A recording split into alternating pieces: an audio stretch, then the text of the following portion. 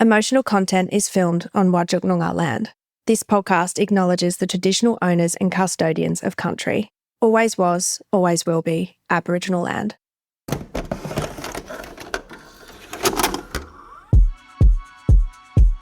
Come for the stories, stay for the connection. I'm your host, Amy Jane Brand, and this is your weekly dose of emotional content.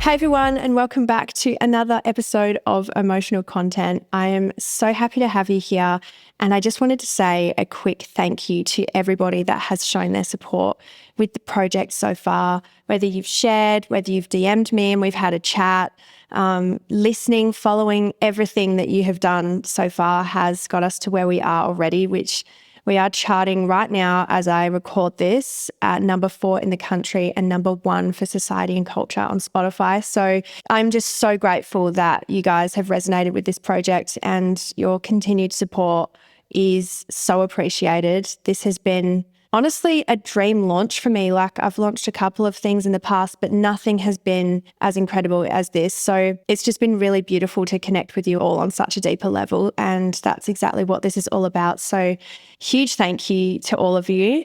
I am recording this right now a couple of weeks after the launch. So we're on week 2, and this is actually going live on my birthday. I thought I would do a little Q&A. I did some where you could ask me with your profile showing, and then I did some anonymously as well, because I just thought maybe there were some questions that people just didn't want to ask with me seeing who they are.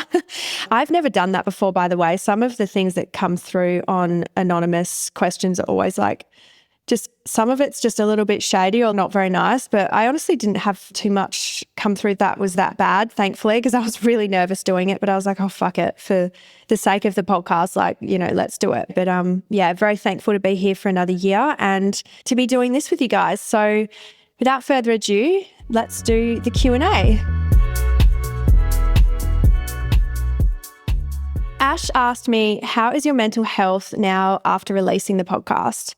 That's a really nice question. Thanks, Ash. You know what? I've been so stressed out and just rushing around for all of the deadlines to get all of the episodes in, all the editing, reviewing stuff, approving stuff. There's been so much going on that I haven't really had a chance to check in with my mental health.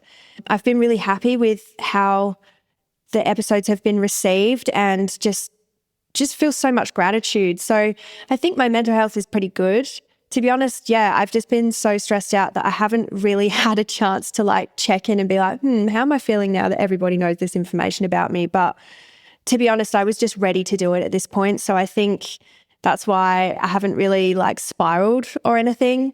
Yeah, I haven't really had a chance to think too much about it. But you guys have been so lovely in response that, yeah, I feel really good about my decision with this project, and my mental health feels pretty good right now. Thank you. Thank you for asking. This is an interesting question. Renee said, how did you get around your relationships with men, learning to trust them again since the awful experience while waitressing? So sorry you had to go through that. Thanks, Renee. That's an interesting question. Thinking about it, I didn't give myself a chance to look at these questions before. I just like copy pasted them and put them in and just was like, I'll look at it when I look at it. So I would say that my relationship with the masculine was very much healed when I met my partner, Frank. Not to say that healing from that kind of trauma or the relationship with the masculine needs to be done by finding another partner, especially if you're not straight. Like if you've got, you know, a bad relationship with men and you're gay or bisexual or whatever your preference, you know, dating a man isn't the answer to fixing that relationship with men. However, when I met Frank, he really opened my eyes to the possibility that they can be different to the idea I had of them. And he was so nurturing, still is. I'm talking in past tense, but when I first met him, he really held space for me. I was quite a mess when I came back from America, and, you know, my whole life was turned upside down, and so many people love my partner. Like, he's very well loved by people and liked by people. So yeah, he just had this aura about him where I felt safe. And, you know, unless I really know men, I don't feel safe around them. And he made me feel safe straight away. So I think this relationship has been really healing for me in a lot of ways. And that in particular, I would say, is probably down to Frank holding space for me and me feeling like I can drop into my feminine. I've never felt like I've been able to do that in previous relationships. I have always been in my masculine, in the sense that I've always felt like I've had to protect myself. I can't let my guard down. I have to be the one almost looking after myself and the other person I'm in a relationship with. There was times where I've always had to step up to the plate, always make the decisions. And it was just so nice to be able to step into a softer version of myself. And I think that's where the healing happened. That was a very, very long-winded answer, but I feel like I couldn't give a simple answer to that one. Tara said, please talk about the glamour modelling industry, all the juicy details and how you applied.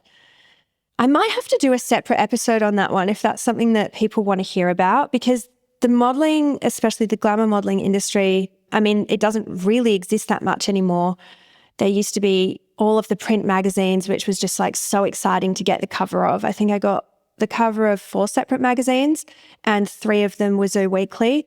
So every single time that happened, like running down to the news agency and picking up something that you're on the cover of, it was the coolest feeling.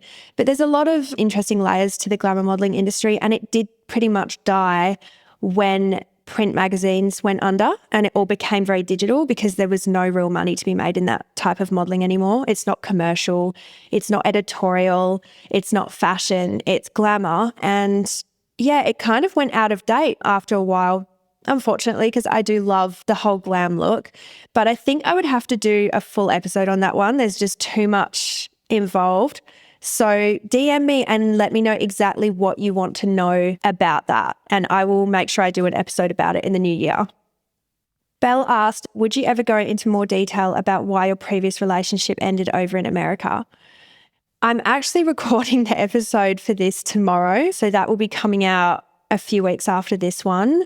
But yeah, I am going to be addressing that whole breakup and, you know, what kind of happened, more from an angle of what I learned out of the relationship and just shining some light on how people can go through so much behind closed doors and fabricate things to look a certain way. So yeah, there's a real message in why I'm talking about that, but I will save that for that episode because it will be in way more detail and a lot more interesting.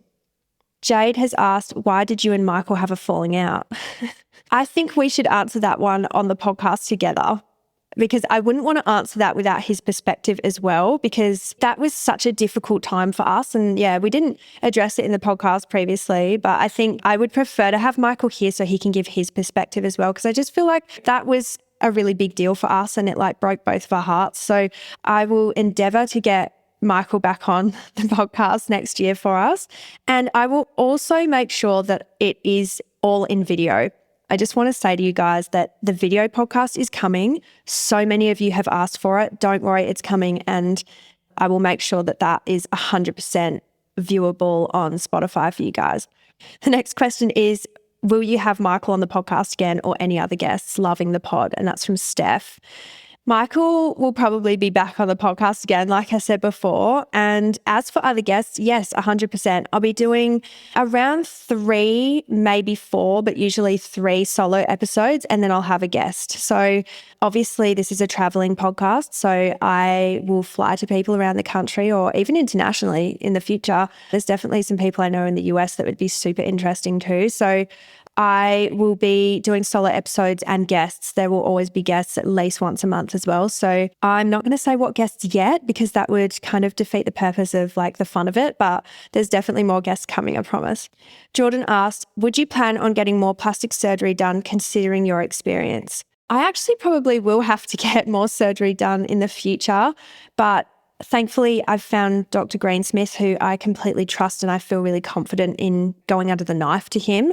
But the thing about breast augmentation is you're basically signing up for some kind of revision surgery or explant surgery in the future. So yeah, unfortunately, I will have to go under the knife again. It's not something I really want to be doing. And I don't want to rule out the fact that like maybe I would want to get something tweaked when I'm older. I'm not too sure. I wouldn't want to say that I definitely won't do it, but I have to say I will 110% have to get some kind of revision or explant or whatever I want to do with my boobs, you know, especially having kids as well. Like if I do decide to have children, it's all a lot of what ifs, depending on how long these last. There's always going to be surgery again in the future for my breasts. But as I said, I'm really happy I've got Dr. Greensmith in my corner. So I don't feel too stressed out about needing surgery again.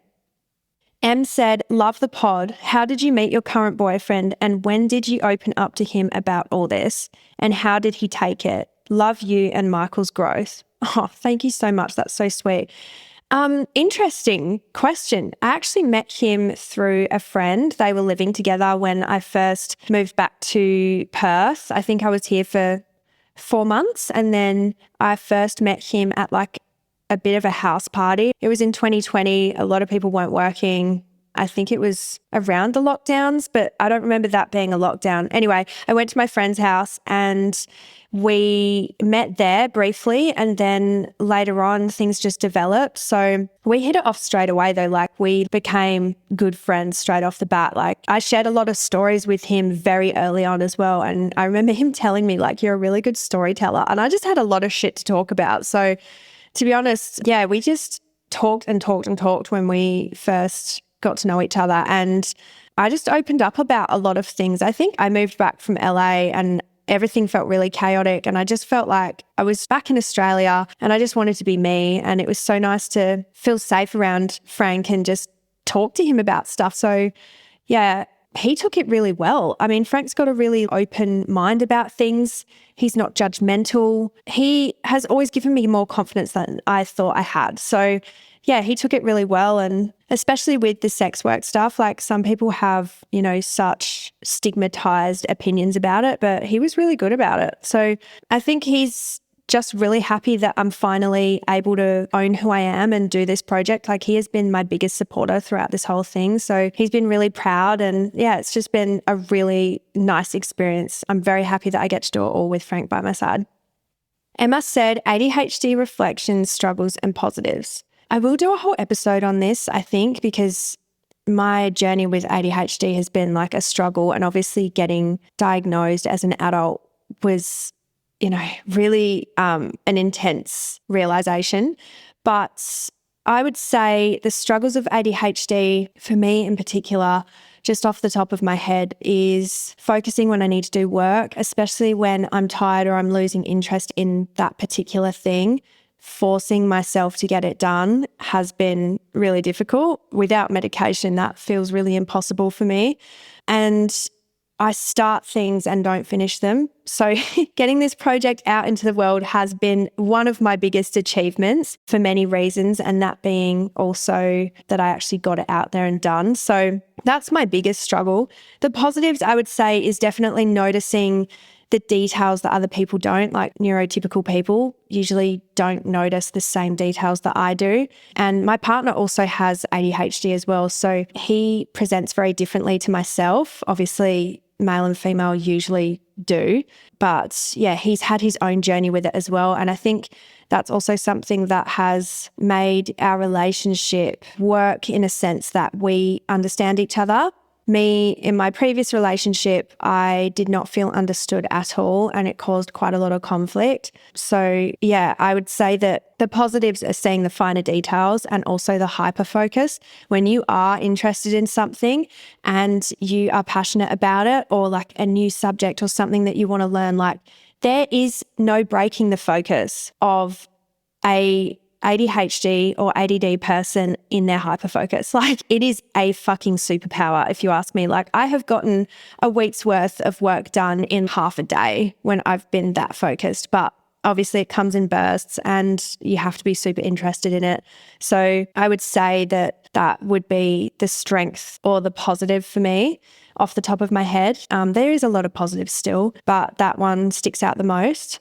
Reflections with my ADHD, I would say, has taught me to be kinder to myself because I was so hard on myself for so many years prior to being diagnosed. So understanding my diagnosis, reflecting on that, I am kinder to myself now and I know myself better for it. So I understand myself and I understand other people who struggle with it. So that would be my reflection for now on that one. Jenna said, what's the biggest lesson you've learned in the past year? That's a very good question. And I haven't really had a chance to reflect on the year yet because there's been so much growth this year. But off the top of my head, I would have to say that the biggest lesson I've learned this year is that on the other side of fear is freedom. And I felt so fearful about even sitting down and recording some of the episodes that I did about sex work and plastic surgery. I was really nervous sitting down and doing that, even though I had total control of how it was edited. And if I didn't want to put it out there, I didn't have to. But on the other side of that, and now that it's all out in the open, it has been so freeing. And I just think jumping into the deep end of fear is what sets you free. And I think that's the biggest lesson I've learned this year, is that I am so capable of doing what I'm doing now when I didn't know if I was capable. And it was just so scary putting this project out there and not knowing what the fuck was going to happen and how people were going to react or, receive the information. So I think, just reminding myself that I'm capable of doing whatever I put my mind to. And that goes the same for all of us as well. Like if you're scared to do something and you do it, it's probably the right thing to be doing. Like getting out of that comfort zone and just doing it is the most freeing feeling. So I would say that's the biggest lesson, is to not let my fears hold me back. Tara said, if you could give your younger self one piece of advice, what would it be? I would say to my younger self that it is going to be okay and you are beautiful and you will get through this. There is life after this period. Like this isn't even life. You will get through this and realize there's a whole world out there. I think I got so stuck in my head with all the bullying and wanting that approval that, I just couldn't see that there was going to be more than high school. So I think that's what I would say to myself. And I would remind anybody that's in school getting bullied or just hating being in school in general or struggling through those really vulnerable years that there is a life outside of this and you will get through this and you will be better for it.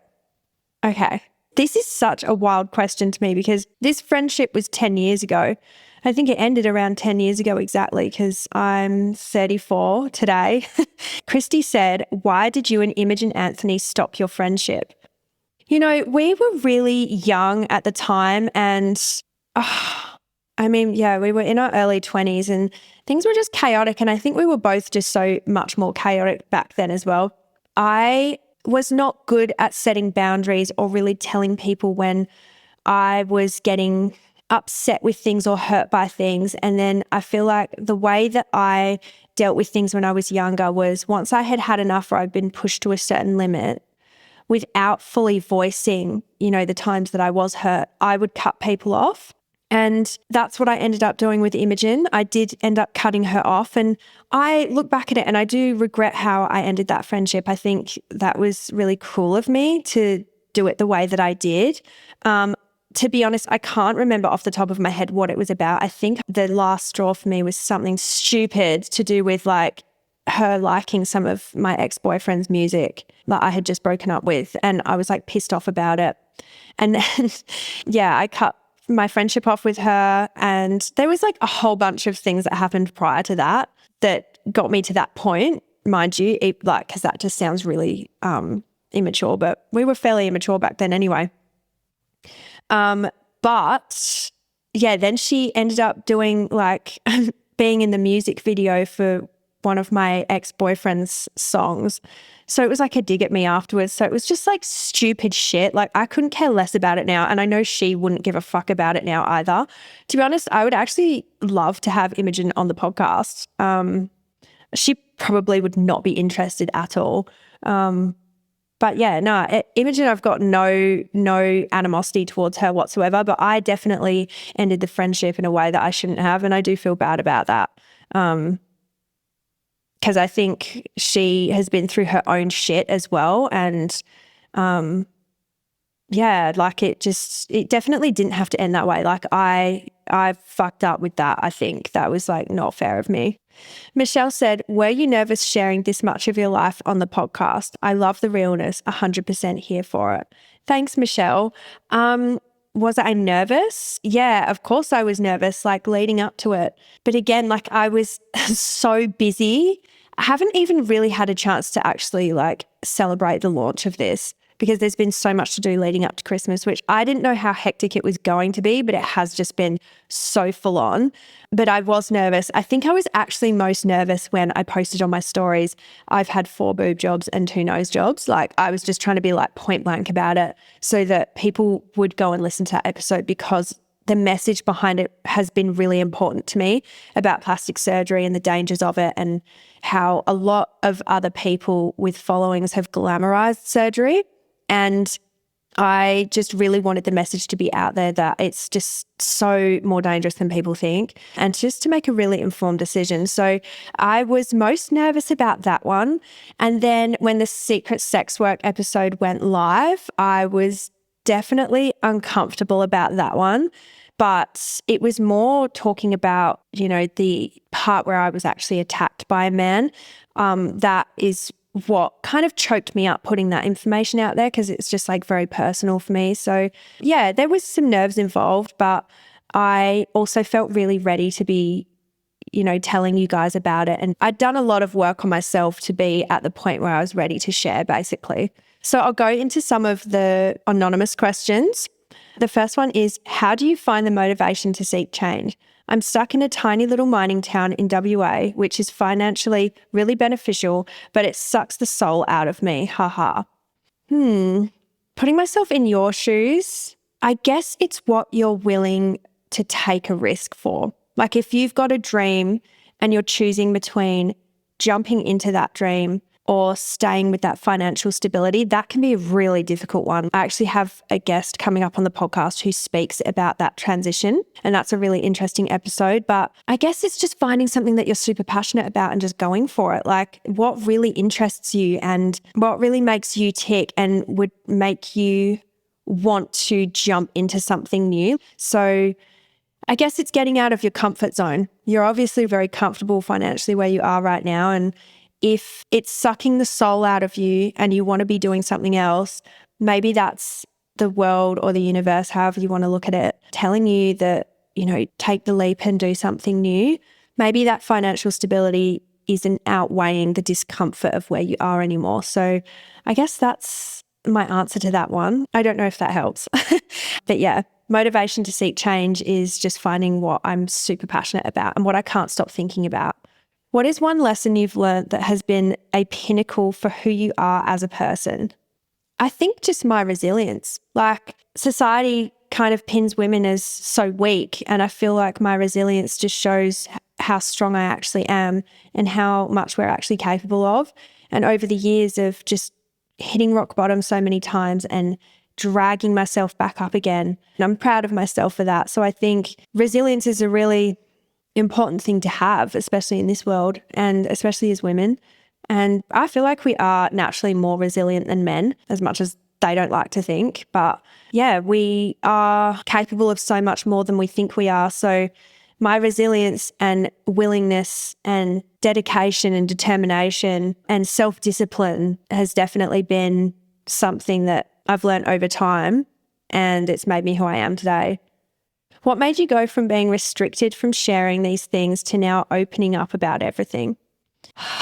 You know what? I just got sick of faking it, if I'm being honest. I got so over faking it and showing up the way that I was previously online before taking, some time off wasn't aligning with me anymore. And I had to make the decision, like, do I want to continue just faking it and the aesthetic stuff and no transparency, or do I want to make a change and start living more authentically? So it was really a question of that, or it was just get rid of social media completely and just find a job in something else. But I felt quite called to do this, and I feel like this is my therapy at the same time. Like this is very therapeutic for me, being able to talk openly. Like I feel like it's just going to have such a positive impact on my own life as well as other people's, especially. So I felt called to do it. And that's why I was like, fuck it, I'm just going to put it all on the line and just see what happens and see how I feel. And you know what? If it isn't received the way that I was hoping it would be received by people, then so be it. it was just a risk I was willing to take, really. And it's already been something that so many of you have found helpful that I feel like I'm doing the right thing. So I'm just going to keep moving with this and see where it takes me, really. And yeah, that's the reason. The next one is, my father also passed away when I was young from cardiomyopathy. How different do you think your life would be if he didn't get sick? Firstly, I'm so sorry for your loss. Whoever you are that has sent this in anonymously, yeah, it's a slow disease and it's a hard thing for everyone that cares about that person to go through around them. So I'm deeply sorry for you having to go through that as well, especially at a young age. I think my life would be very different. I think my dad and I think our relationship would have been fairly strained if I did the bikini modeling and the glamour modeling and the ideas that I had for a career. We would have had a really strained relationship. So I don't think I would be doing what I'm doing now. I'm not too sure. I think my life would be very different because I would constantly be in battle with his expectations of what I should have been. Or I would have been doing the same thing and we just wouldn't have the best relationship. I'm not too sure. It's a hard one to say because he just had such strong ideas of how I should and shouldn't be. And yeah, it caused quite a bit of conflict in that regard. So I don't know, like my dad was super cool in some ways. And then other ways it was like he just had these ideas and everybody should be doing that. So I really can't say what my life would have been like because I was so young and we didn't really get to nurture that father-daughter relationship because most of the time, you know, I knew him, he was sick. So yeah, I don't know what it would have been like, but it sounds like you maybe would have known what your life would have been like with your father. Maybe your relationship with him was different when he was alive, and I hope it was because mine was quite strained. But yeah, it's a difficult one to think about. The next question says, can we please get a sex advice podcast? I've actually always wanted to do that because I do like talking about sex and I've got absolutely no issue with it. Yeah, maybe I can do that. Maybe I can do like a Q&A sex advice if that's something that you guys would like to see. Like DM me and let me know about it if that's something that you want. And I would love to get some sex therapists and stuff on here as well and other sex workers. So I have lots of plans for that. But if you want direct advice from me, absolutely happy to answer your questions. So send them through to me and I will work on making sure that happens for 2025. The last question is, what advice would you give your 22-year-old self in terms of confidence in yourself to succeed and not knowing where you should go in life? I have no clue where I should be nor where I want to be. That's a hard one because I jumped around so much with different careers, different ideas. I think I just tried lots of different things until something fit. That's not something that works for everybody. But I just kind of gave every single thing a go, like especially around that age. That's when I ended up picking all my stuff up and moved to the Gold Coast. I think I just took risks. And I think in your 20s, that's the time to be taking risks. Like try new things, explore, figure out what makes you happy, figure out your interests, like live life. And not in terms of like you need to spend lots of money to do all these different experiences. It's just trying new things. And I guess your 20s, I would say, is figuring yourself out. And then your 30s is like way more relaxed. So, well, relaxed in the sense that you know who you are more and you're starting to understand yourself better. You get more peace with being in your 30s, I think, compared to your 20s. But I would just go out and try new experiences and get out of your comfort zone. I think constantly pushing to be out of your comfort zone will lead you to where you want to be and figure out who you are and what you like. My 22-year-old self was a wild child and I was just out and about trying to figure my whole life out and also running away from my own trauma. So the best advice I could give is just try new things and don't let other people make you feel like you have to have life all figured out. Because you fucking don't. Like I only started figuring out exactly what I wanted to be doing in my 30s. Like you don't have to have it all figured out right now. So don't put that pressure on yourself. Just enjoy being in your 20s and try and save some money because that will help you when you get older, but don't put too much pressure on yourself to have it all figured out. I think so many influencers and, you know, content creators and stuff, you see them blow up at a really young age and you think, fuck, they've got their life sorted out. Or you see other people, I don't know, get into fucking crypto really early and they've got their whole life sorted. Like everybody's life path is different. Mine has been very different to most people's. I'm only really figuring out what I want to do and how I want to be. And I'm in my 30s. Like, I'm 34 today when this podcast goes live. So you've got time. You have got time. Don't stress out. You have got this, okay? Just take each day as it comes, and you will eventually figure out what you want to be doing. You'll feel called to something and you'll know that that's what you should be doing. Okay, I think I'm going to leave the questions there now because I've been yapping for quite a while. But I just wanted to say, I hope you have a beautiful Christmas. Obviously, this is going live on Christmas Eve, but Christmas can be a really hard time for people, especially if you've lost a loved one. So please take care of yourself over this time. It is not a fun time for everybody, and I have felt that deeply. My father passed away on the 6th of December, so I have never really loved this time of year since that happened. So I just want you to know that if you are alone on the Christmas period and feeling lonely, that you are loved and you aren't alone in your loneliness. There's so many people that struggle at this time of year, even just with the financial expectations. It is a really stressful time of year, and I just want to say that because I feel like not enough people talk about the struggles, and it's all highlight reels on social media. So maybe just take some time off of social media and do something that makes you feel good. If you are by yourself or if you are not feeling very happy this time of year, do something for you and don't care about whatever the fuck else is going on around you. I love you guys. Thank you for tuning in. Look after your mental health, like I said, and I will see you on the next episode. Bye. Mwah. Thank you so much for listening. If you enjoyed the episode, please give it a share. You never know who might need a little emotional content in their life. For daily feel-good posts, follow @_emotional content on Instagram and TikTok. And don't forget to hit that follow button so you're notified every time a new episode drops. Your support means the absolute world to me.